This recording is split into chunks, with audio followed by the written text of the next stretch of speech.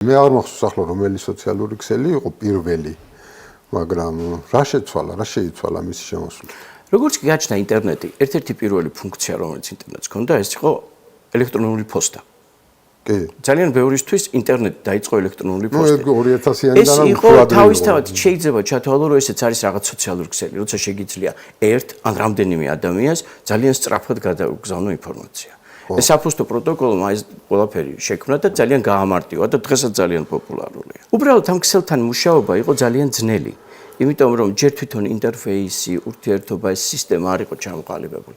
ამის მერე ჩნდება ბევრი სხვა, მაგალითად ICQ, Miranda, რომელიც აძლევდა ადამიანებს უკვე ერთმანეთთან სატელეფონო საუბარი გაეკეთებინათ, დაერეკათ ერთმანეთთან, ესაუბრათ, ელაპარაკათ.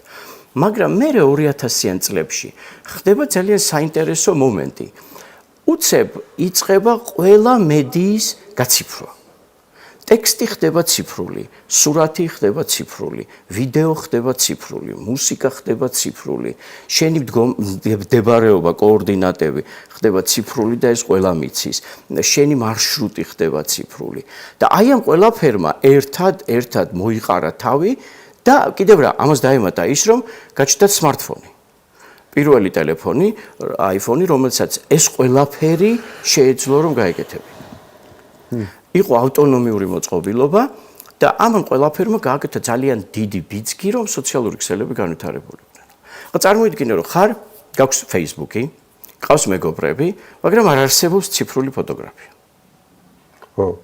შენ იღებ მაგალითად შენი ყავისა და კრუასანის სურათს, ელოდები როდის გათავდება ფირიშეს ფოტოაპარატში. მიდიხარ ლაბორატორიაში, აბეჭდიებ ამ სურათებს, მოგაქვს სახლში, ასკანირებ და აგზავ. და აი ამიტომ როცა უცებ ყველა მედია გახდა ციფრული, ეს სოციალური ქსელი, სოციალური ინტერნეტით ურთიერთობა გახდა აბსოლუტურად შესაძლებელი. საინტერესო. და გახდა ძალიან მარტივი. ეს ყველაფერი მოხდა ალბათ დაახლოებით 2007-2008 წლის პერიოდში. აი ახლა ისე მგონია თითქოს სულ ასე იყო ისეთი შეგრძნება. ხო, სულ ასე.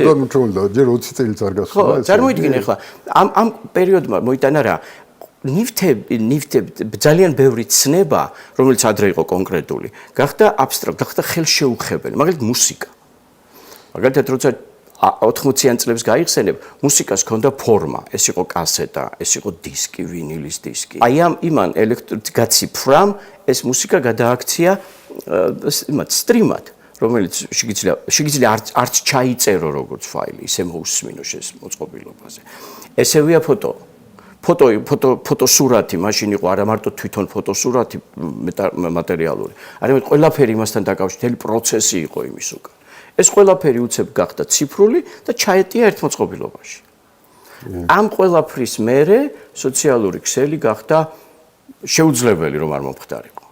იმიტომ რომ ადამიანებმა დაიწყეს გაცვლა უკვე ყველაფრის რაც მათ გარშემო, მაშინ შეგიძლია აჩვენო შენს მეგობარს მეორე კონტინენტზე, რას ჭამ, რას ხედავ, რას უსმენ, რას კითხულობ, ერთად უყუროთ ფილმს, ესეც კი შეიძლება. იმიტომ რომ ეს ყველაფერი არის ციფრული და ყველაფერი შეიძლება ინტერნეტში გაატარო.